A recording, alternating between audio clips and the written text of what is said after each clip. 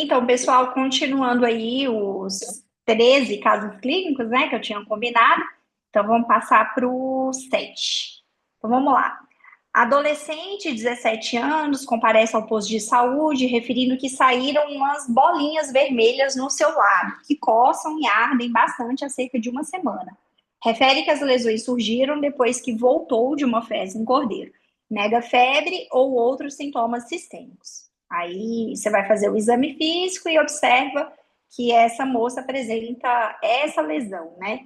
Não é necessariamente uma vesícula, mas parece que ela estourou e formou nessa crosta sobre base eritematosa. Pensando na história clínica, idade, o que vocês acham que pode ser? Dá um pause aí e me fala.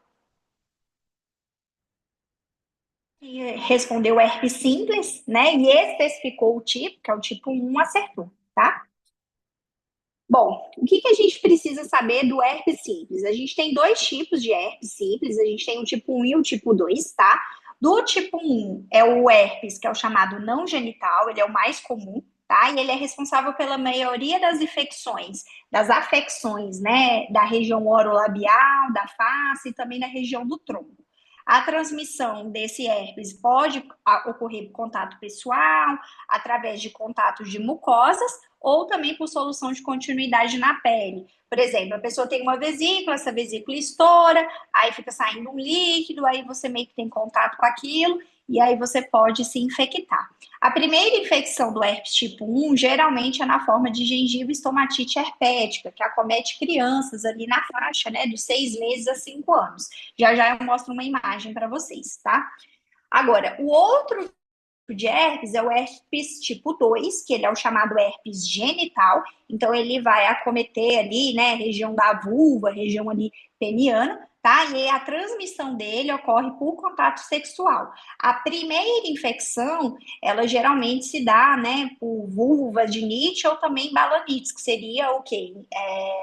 As vesículas que ficam, né, na região vulvar da vagina ou então da região ali da glande peniana, tá certo? E, por fim, nós temos o outro tipo, né, de vírus herpes, que é o chamado varicela vírus, né, ou varicela zoster, que eles vão causar essas duas doenças, né, que é a catapora, que a gente já falou nos slides passados, e também tem o herpes zoster, que a gente vai comentar também, tá bom? A forma de transmissão da varicela a gente já viu, pode ser por via respiratória ou também contato, e do herpes zoster geralmente é uma reativação, né, do vírus da varicela, tá certo? Que a gente vai explicar já já nos próximos slides. Bom, esse slide eu achei importante deixar para vocês, porque é importante vocês saberem que cerca de 90% das crianças menores de 10 anos, elas já tiveram, tá, contato com o herpes tipo 1. Então, se você for fazer sorologia para herpes tipo 1, você vai ver que 90% dos adultos, ele tem positividade para esse tipo de herpes, tá? O herpes tipo 2, os anticorpos, se você for fazer a dosagem, eles são raros antes da adolescência, e o vírus varicela zoster, eles são mais comuns, tá certo? Em adultos e idosos, tá? Essa imagem aí de baixo que eu deixei para vocês é só representando, tá?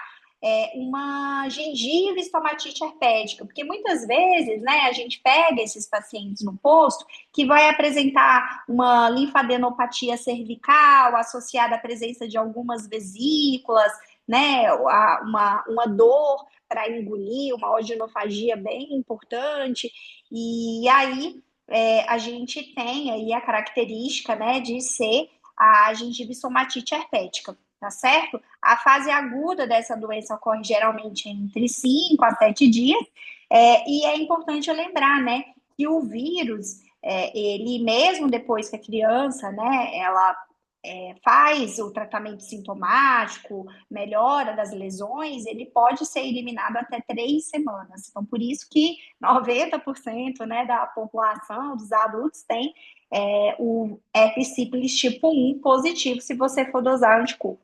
Mas não precisa de exame, tá, gente? O diagnóstico aí é clínico, tá bom? Vamos lá.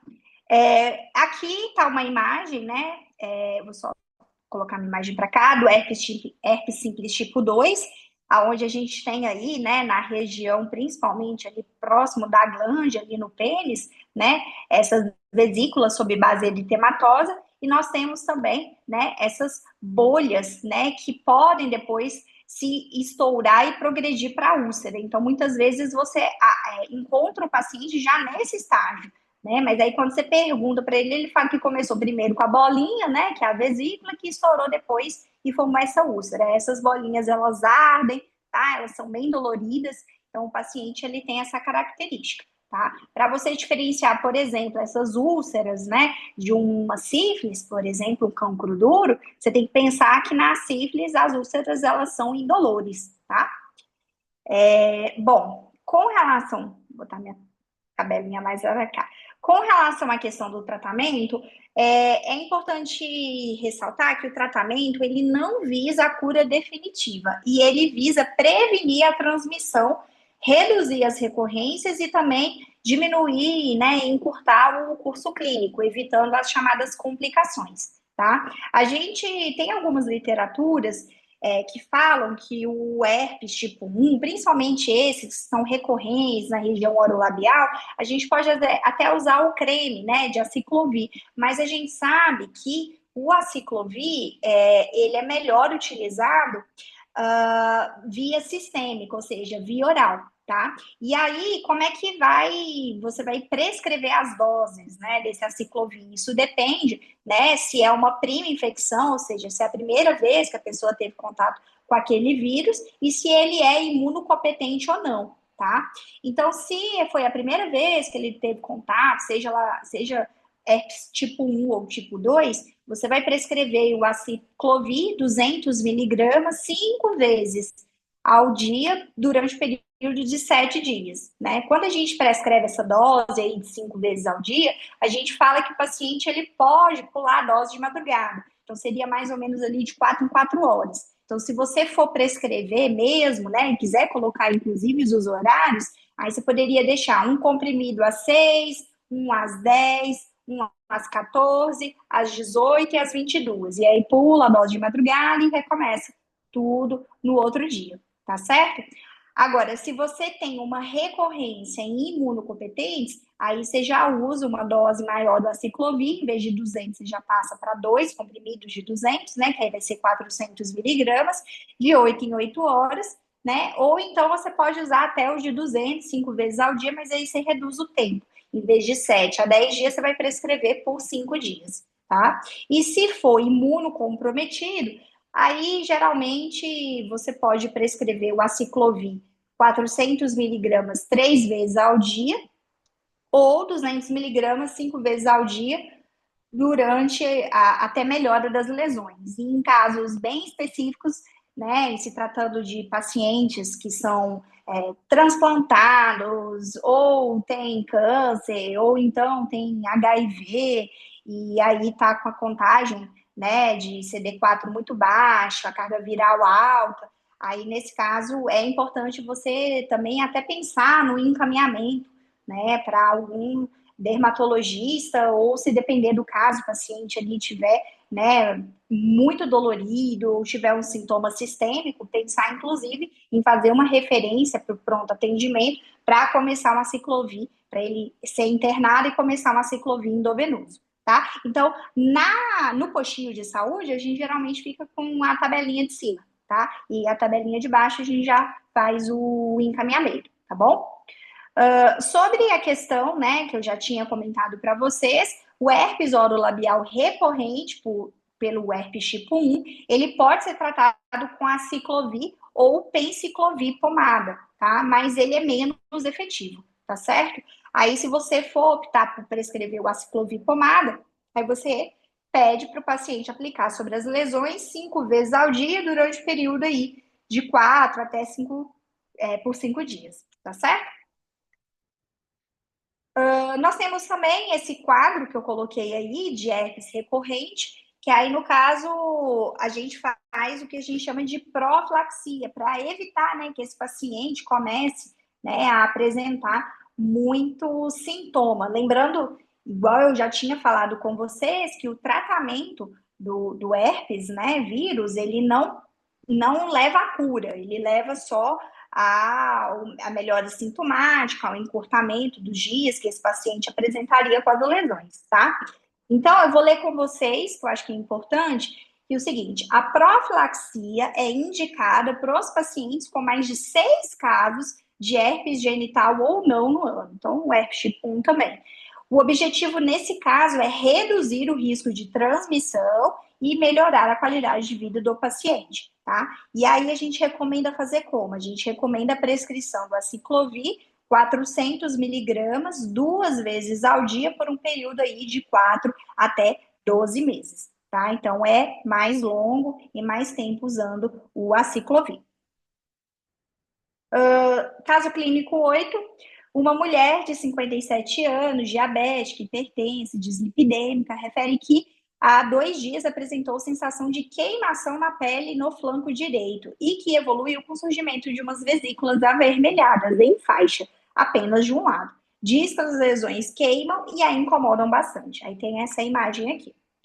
Aí quando você vê essa imagem, você percebe, né, que você tem aí, né, no que a gente chama de dermátomo, né, específico, essas vesículas sob base eritematosas, né, que é unilateral, na verdade, assim, unilateral, né, então elas não ultrapassam, né, a linha mediana e elas doem bastante, ardem bastante, né.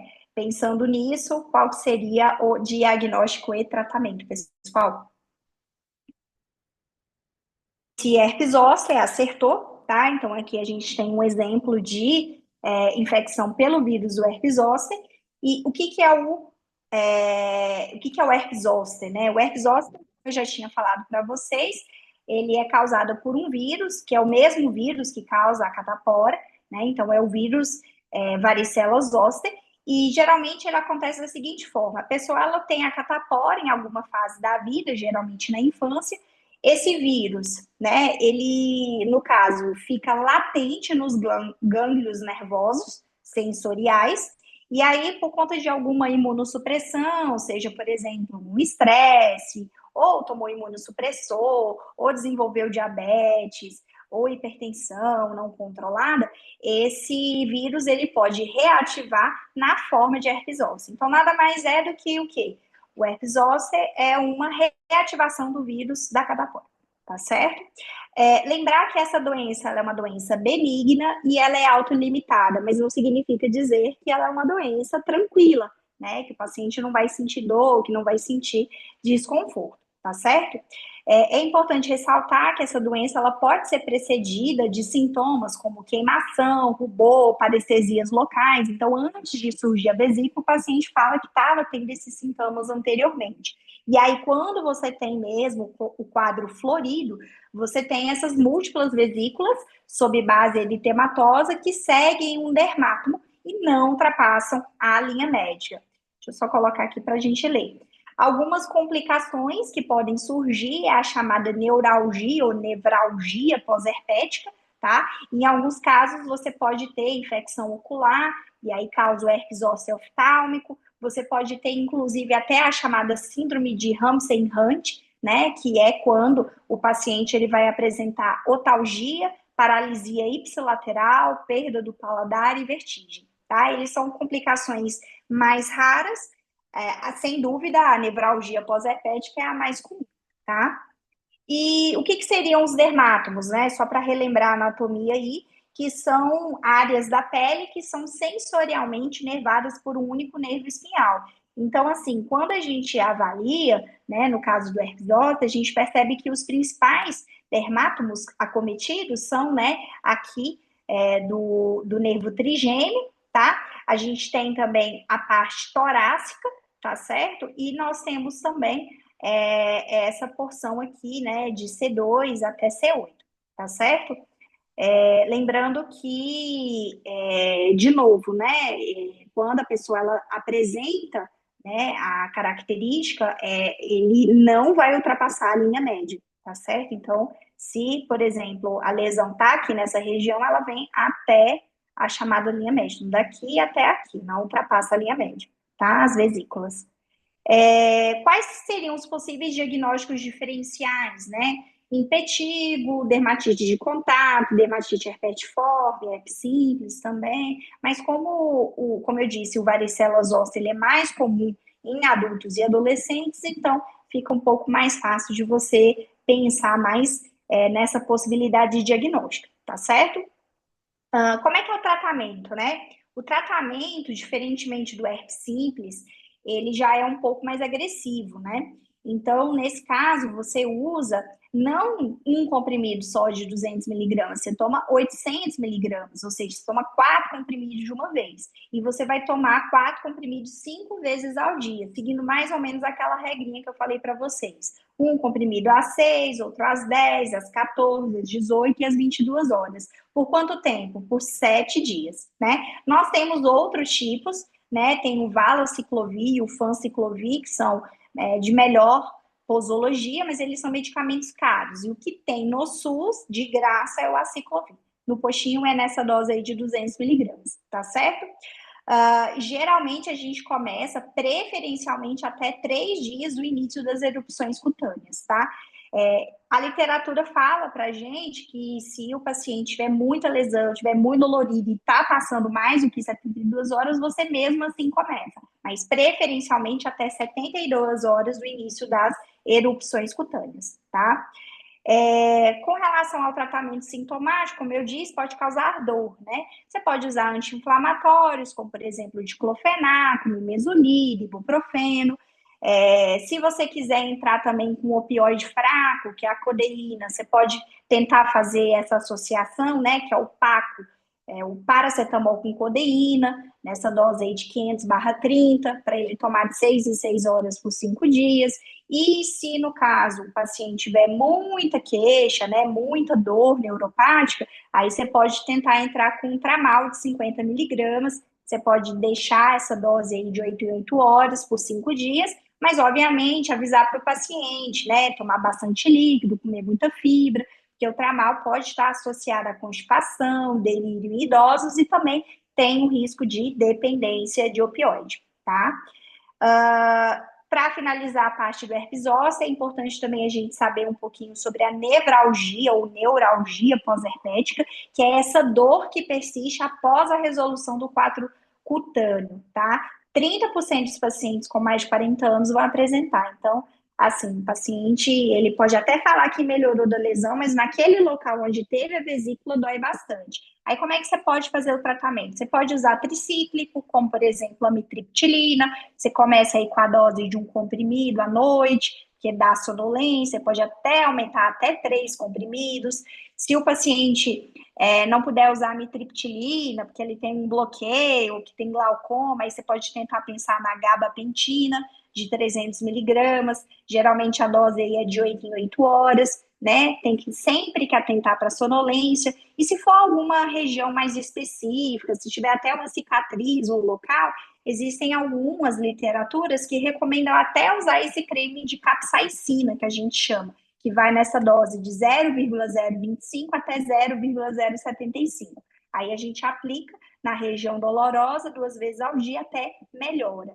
Pode dar uma sensação de queimadura, não é bom aplicar em face, porque, como eu disse, ele pode dar essa sensação de queimação, mas já usei em alguns pacientes que não poderiam usar amitriptilina nem a gabapentina e preferiam creme, e os pacientes tiveram uma boa melhora aí dos sintomas, tá certo?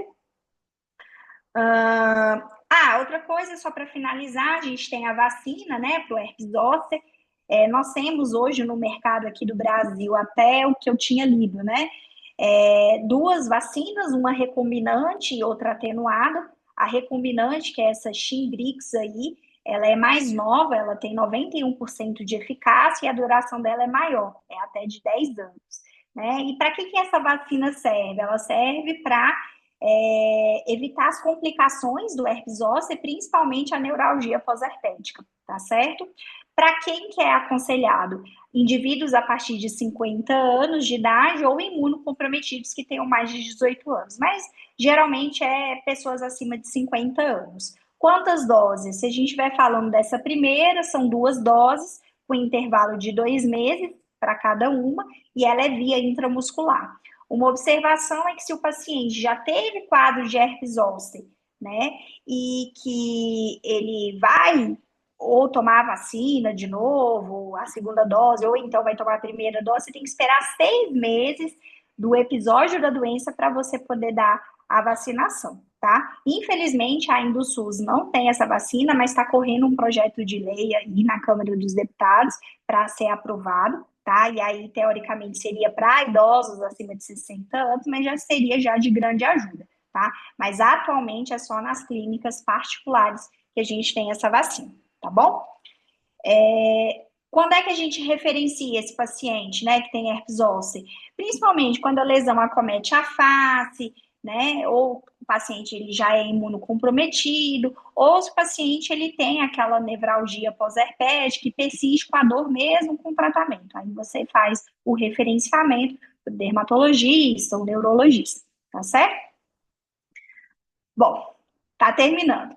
Caso clínico 9, um paciente de sexo masculino, 57 anos, morador da zona rural, vem em demanda espontânea, referindo que há 3 semanas apresenta um caroço vermelho nas costas, doloroso. Passou na UPA, onde foi prescrito nebacetim, mas não teve melhora. Diz que a esposa viu um bichinho saindo das costas.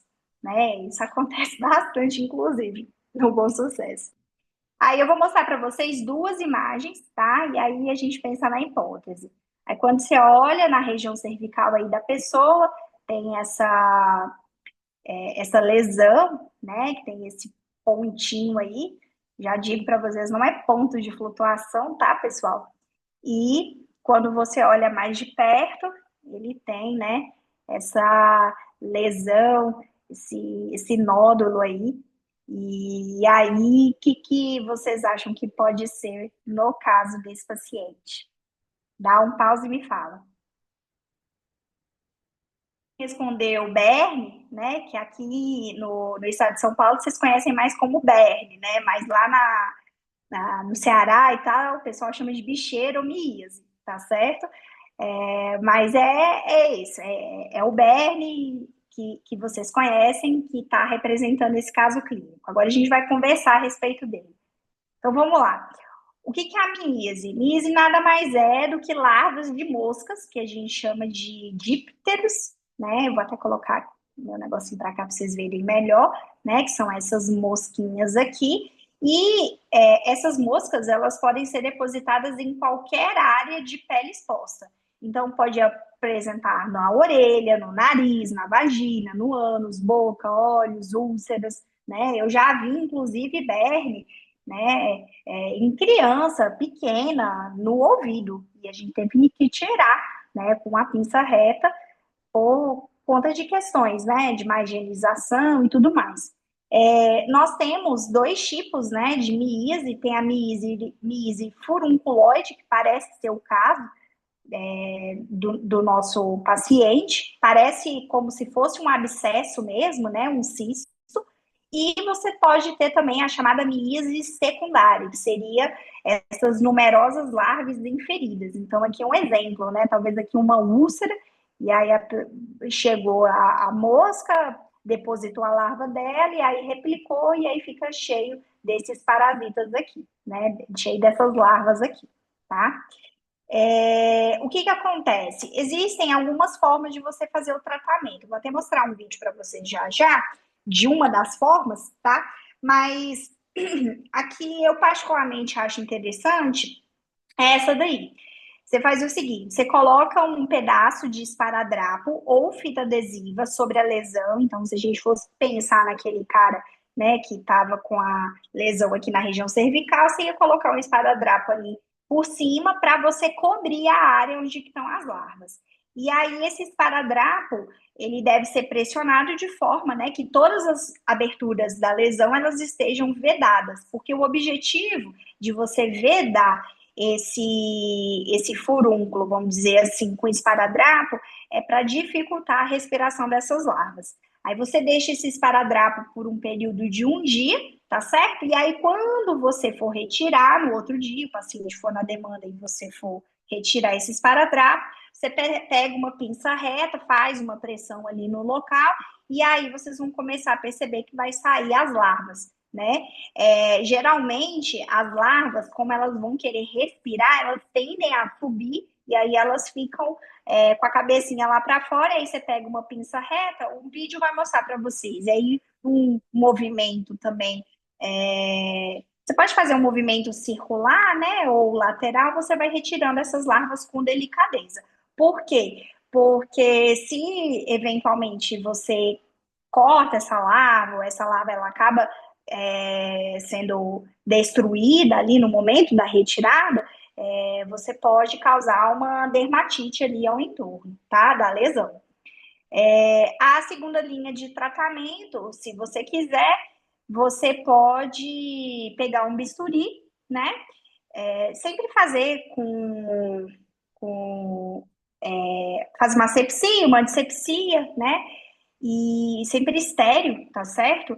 E aí você faz uma anestesia tópica, pode ser com lidocaína mesmo, e aí depois você abre um pouquinho essa lesão, como se fosse para fazer uma drenagem de abscesso, e aí você consegue remover com pinça reta, prendendo essa larva, e aí você só tem que ter, né, igual eu falei com vocês no último slide, um cuidado maior no manuseio e na ruptura dessa larva, porque pode formar um grande processo inflamatório por liberação de antígenos larvais.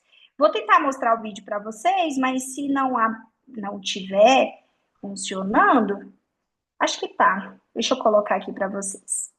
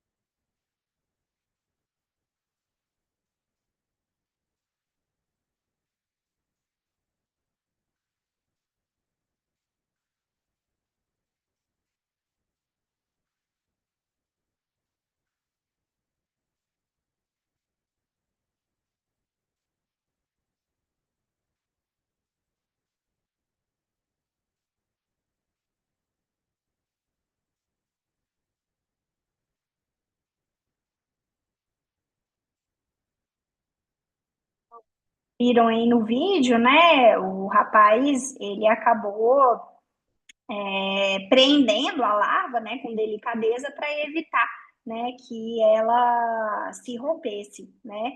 Lógico que ele apertou bastante ali, né, nas costas da pessoa, mas se você puder colocar um esparadrapo antes, aí a larva ela já fica mais na superfície, aí você consegue retirar com mais facilidade, tá certo? Então, aí é uma forma de você fazer a extração da amíase. Pronto. Vamos lá agora, próximo caso clínico, 10. Então vamos lá. Vou colocar aqui. Feminino, 8 anos, queixa-se de prurido intenso do couro cabeludo, iniciado há cerca de 2 semanas. Relata que a coceira piora no final do dia e que a sua irmã também apresenta sintomas semelhantes. Ao exame físico, observa-se lesões escoriadas no couro cabeludo, com a presença de alguns parasitas visíveis, além de lentes fixadas principalmente na região da nuca e atrás das orelhas. A criança não apresenta febre ou sinais de infecção secundária. A mãe reflete sobre o fato de que a paciente frequenta a escola e tem contato com outras crianças, o que pode ter favorecido a transmissão. Então, vou mostrar para vocês duas imagens. Então, quando você vai olhar nessa área de escoriação e tal, aí na região do couro cabeludo, e aí quando você vai ver, a haste capilar tá cheia dessas lendas, né? Então, o que vocês acham que pode ser? Hipótese e o tratamento, principalmente. Respondeu pediculose, ou então piolho, né? Acertou, né? E aí a gente agora vai comentar um pouquinho sobre essa doença. Então, a pediculose é causada por esse parasita que chama Pediculus humanus captis, tá? Ele é causada por esse parasita. A fêmea, ela vive cerca de 30 dias e deposita mais ou menos de 5 a 10 ovos diariamente.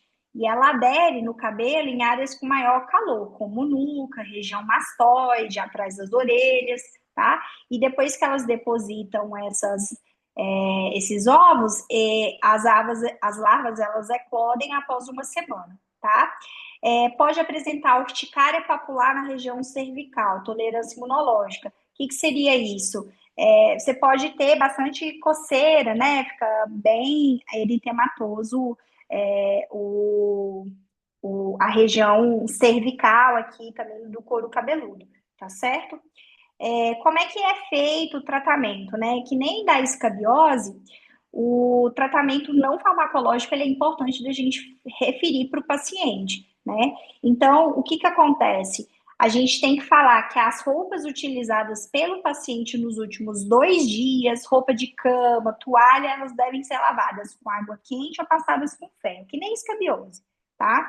Pentes e escovas utilizados pelo paciente devem ser mergulhados em água quente por 5 a 10 minutos, porque senão ela vai, penteia o cabelo, aí tá a lêndia, e aí depois ela vai, penteia o cabelo de novo e se reinfecta. Outra pessoa acaba se infectando, né? Acessórios que têm contato com o cabelo e que não podem ser lavados, eles devem ser limpos e colocados em uma sacola plástica fechada por 2 semanas, que nem parecido da escabiose, né? E os familiares e contactantes próximos, eles devem ser examinados e tratados caso apresentem piolhos vivos ou lêndias até 1 centímetro do couro cabeludo, tá? Então, você acaba tratando também os contactantes que apresentam aí o piolho, para não ter reinfecção, tá?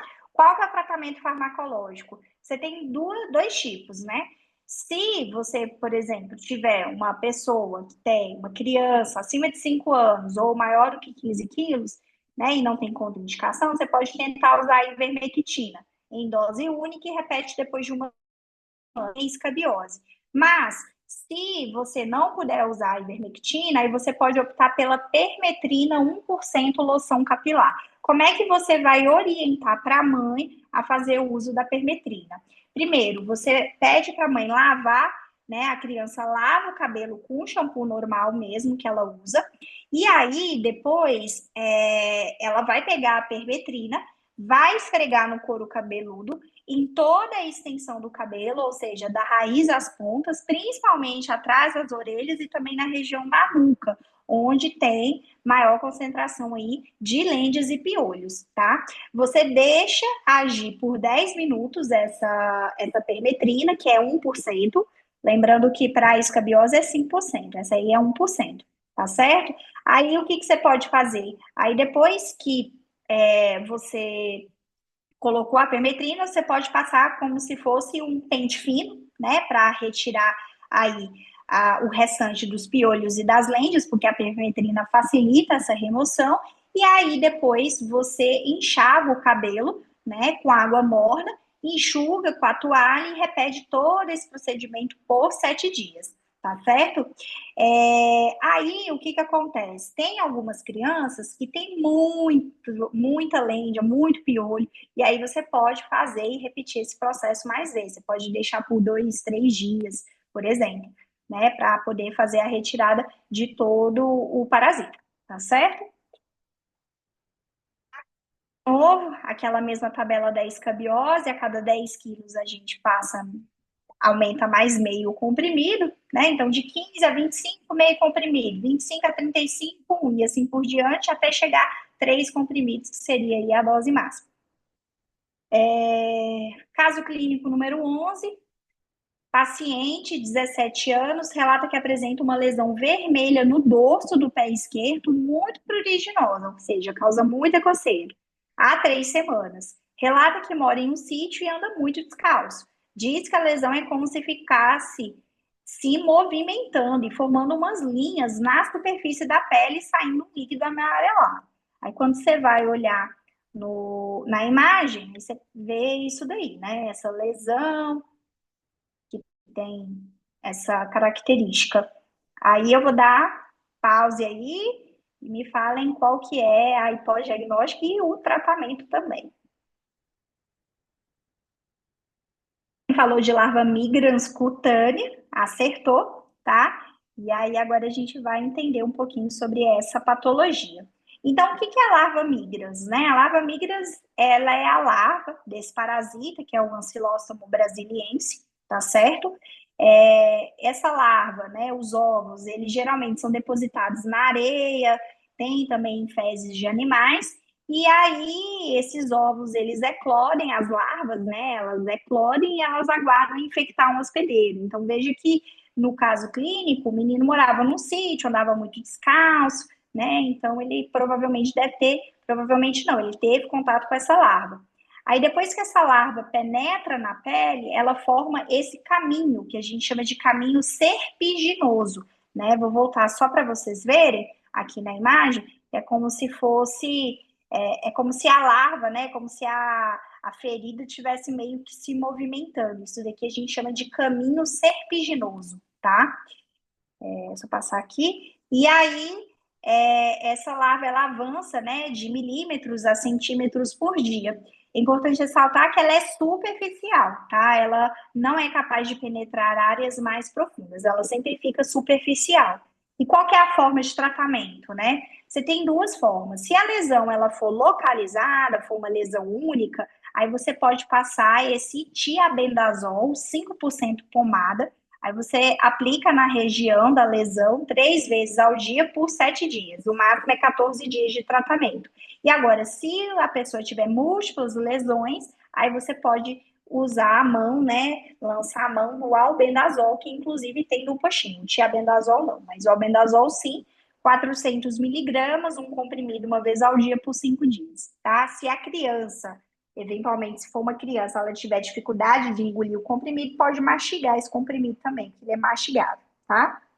E você pode prescrever também na forma de solução, que aí seria 10 ml, tá certo? E aí seria um frasco uma vez ao dia por 5 dias, tá bom? A profilaxia, né? Como é que você evita a larva migras? Evitar a presença de cães nas praias para impedir depósito de ovo na areia. Quem já foi em Fortaleza aí sabe que isso não é possível. Evitar contato com o solo contaminado, tá? E uso de calçados de proteção. Uso de toalhas para sentar na areia ou solo não protege tanto quanto os calçados. Então, falar com esse menino que tem que usar tênis de preferência ou então chinela, tá certo? Para poder brincar aí no sítio dele.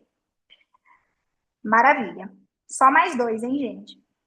Paciente, 20 anos, relata que apresenta manchas brancas descamativas, pruriginosas em dorso há um mês. Relata que tem preguiça de lavar as suas roupas e usa a mesma camisa diariamente. Diz que as lesões algumas vezes ficam vermelhas. Nega comorbidades ou alergias. Eu vou passar para vocês duas imagens. Então, a primeira imagem é essa daí, vocês estão percebendo, né, que tem essas máculas hipocrômicas, descamativas. Não dá para ver muito a descamação, mas eu já digo para vocês, elas são descamativas, bem pruriginosas. E nessa outra imagem também tem essas lesões aí, mais ou menos do mesmo aspecto. O que vocês chamam? Qual é o tratamento? Como é que a gente faz? Dá um pause e me fala. Para quem respondeu, pano branco ou ptiríase versicolor, acertou, tá? Então, isso é um exemplo, né, desse fungo. O que é a ptiríase versicolor? A ptiríase versicolor, ou pano branco, ela é causada por um fungo, que é o chamado Malacésia furfo, tá? E ele tem a característica de piorar com a umidade, uso de contraceptivo, corticoides, tá? Qual que é a característica dessas lesões? Elas são máculas hipocrômicas, algumas podem ser vermelhas, e elas têm essa descamação que a gente chama de descamação furfurácea, que é no formato de escamas. Essa descamação furfurácea é o chamado sinal de Zilleri. Como é que é esse sinal de Zilleri? Você pega a pele do paciente, meio que estica a pele do paciente, aí na hora que você faz esse estiramento da pele, você percebe que começa a sair bastante escama, ou seja, a descamação acaba piorando. Aí a gente chama isso de sinal de Zilleri. E quando ele é positivo, ou seja, quando tem essa descamação, você está diante aí de uma ptiríase versicolor. O tratamento, né? Aí vai depender. Se for uma lesão localizada, você pode usar, inclusive, shampoo com creme, tá? Aí você pode passar o cetoconazol creme, que tem no postinho, você pede para o paciente aplicar 2 vezes ao dia, por um período aí de 2 a 4 semanas, ou se você quiser usar também, né, principalmente se ele tiver principalmente aqui na região dorsal, né, aqui da região cervical, você pede para ele usar o cetoconazol shampoo. Aí aplica no couro cabeludo e pode ser também nas lesões, 1 vez ao dia, deixa agir, né, esse shampoo aí por 10 minutos, né, se for no couro cabeludo, e aí ele faz esse uso aí por 2 a 4 semanas. Então não adianta você passar por uma semana, tá? Você tem que passar aí por pelo menos os 14 dias, que são 2 semanas, tá?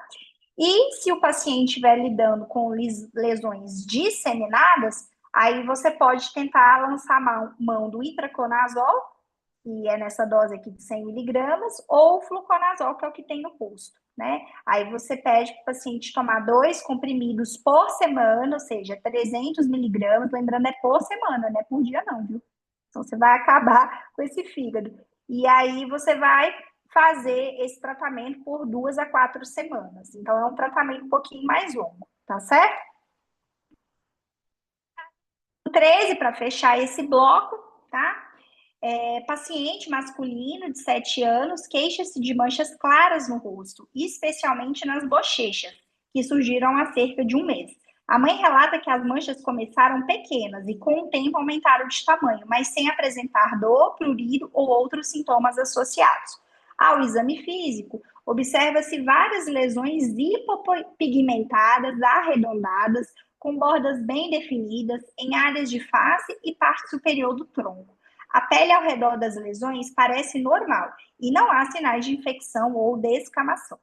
A criança tem histórico de pele seca e é propensa a ressecamento em climas mais frios. Vou mostrar para vocês 2 imagens.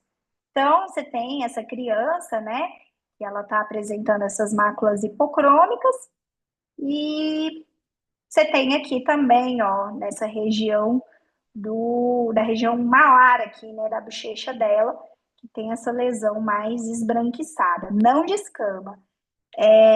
Qual que seria a principal hipótese diagnóstica? Gente, o tratamento. Dá um pause e me fala. Bom, para quem lembrou, para quem sabe, psoríase alba, tá? Que seria a principal hipótese diagnóstica. E por que eu coloquei psoríase alba para vocês, pessoal? Porque psoríase alba é muito comum na nossa população, tá? E muitas vezes a mãe chega falando que passou miconazol, cetoconazol, antifúngico, e não, nebacetim, e não teve melhora dos sintomas. E não vai ter mesmo, porque a psoríase alba ela não é causada por fungo. Ela é uma doença não infecciosa. A gente considera ela no grupo das chamadas dermatoses eczematoses, tá? E elas são condições benignas que não têm uma causa muito bem conhecida, mas são autolimitadas. Elas pegam geralmente crianças e adolescentes nessa faixa aí de 3 até 16 anos, tá? Ela tem preferência por crianças alérgicas, então crianças que têm dermatite atópica ou criança que tem pele mais seca, ou criança que tem asma, por exemplo, elas são muito mais comuns, tá? De descendência, né, mais comum, né, de etnia, na verdade, é mais comum em negros, mas pode ocorrer em qualquer raça, tá? Elas são caracterizadas por terem, né, deixa eu só colocar aqui, são por serem máculas, ou seja, manchas hipocrômicas na face, pescoço, membro superior, no tronco também, tá? É importante ressaltar que a exposição ao sol acentua a lesão, tá? A mãe diz que na maioria das vezes a criança é assintomática ou se tiver tem um leve prurido, tá? Se você não fizer nada, o tratamento, a resolução, na verdade, ele é espontâneo até um ano, tá certo? E o tratamento, quando a gente pensa em ptiríase alba, ele é mais tratamento assim, de suporte, né? Então você tem que pedir para a mãe usar protetor solar nessa criança ou nesse adolescente, tem que orientar o uso de hidratantes, de preferência aqueles hidratantes, Neutrogena, Nivea Milk, pele seca, extra seca, tá certo? Nessa criança, evitar banhos muito quentes, muito demorados, né? Avisar para a mãe que não é infeccioso, porque senão ela acha que ela vai pegar, tá bom? E em alguns casos, né, um pouquinho que a criança tem um pouquinho mais de prurido e tudo mais, aí você pode lançar a mão do corticoide que eu vou mostrar nos próximos slides. Existe também os chamados inibidores de calcineurina e em alguns casos, né, que aí já vai mais para nível dermatologista, seria o chamado tratamento PUVA, né? Você usa esse agente, que é o psoraleno, coloca a radiação UVA, né, sobre essas lesões, e aí você tem uma repigmentação aí dessa pele, tá? Mas no nosso caso, como a gente está lidando com estratégia de saúde da família, é protetor solar, hidratante, corticoide, é isso, tá? Então, o protetor solar, aí tem Senor de Bronze, tem Sanmax, tem diversas opções, né, no mercado. E com relação à questão de pomada, nós temos aí a nossa dexametasona, 0,1%. Você pede para a mãe aplicar 2 vezes ao dia na lesão, por até 14 dias, ou até melhora. Lembrando que, assim, falar com a mãe, né, que a proteção solar é muito importante e a hidratação também. Outras possibilidades seria a hidrocortisona, né, e nós temos também alternativas ao corticoide tópico. Aí eu já deixo um pouquinho mais com o dermatologista ou para as pessoas do nosso bairro que tem um pouquinho mais de condição, né, que é melhor para a face, que aí a gente tem o tacrolimus, tá certo? O tacrolimus tem nessa dose aí de 0,03 até 0,1% pomada, e aí você pode aplicar 2 vezes ao dia até melhora clínica. Por que esse tacrolimus é melhor usar na face do que a hidrocortisona, por exemplo? Por conta que a hidrocortisona deixa a pele mais fina, né? Ele pode dar esse efeito rebote. Na verdade, efeito rebote não, esse efeito colateral. E por isso que, em alguns casos, a gente prefere o uso dessa pomada específica, que é o tacrolimus, tá certo? Bom, aqui eu finalizei essa primeira parte, tá? Eu apenas iniciei ainda esse, vamos dizer, esse mini curso aí de dermatologia na atenção básica com vocês, né? A gente tem muita coisa ainda para falar, a gente tem que falar das dermatofitoses, a gente pode falar dos cânceres de pele, pelo menos para a gente ter uma noção de como é que a gente encaminha, né? E aí eu preciso do feedback de vocês, porque na verdade essa aula está sendo feita para vocês, né? Para vocês que estão no internato, para vocês que têm interesse na área da dermatologia, porque querendo ou não, nem tudo vai se resumir a nebacetina e dexametasona, né? Muita coisa aí depende de avaliação sistêmica e tudo mais. Então, se vocês gostaram da aula, se puderem me dar um feedback, se puder também comentar aí embaixo para a gente ir sempre melhorando, né? Eu fico à disposição e aí a gente se vê nos estágios. Beleza, pessoal? Até mais. Finalizar aqui.